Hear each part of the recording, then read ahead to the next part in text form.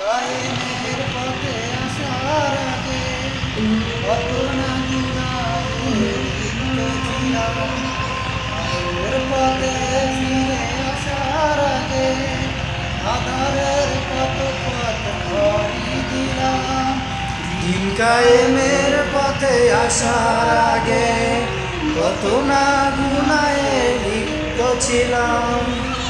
ওর পথে ফিরে আসার আগে আধারের কত পথ পাড়ি দিলাম।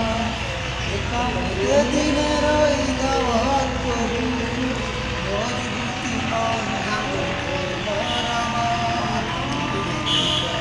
সেই দিন মনে কি পড়ে সেই দিন তোমার, কি করে সেই দিন তোমার মনে কি আছে সেই দিন তোমার।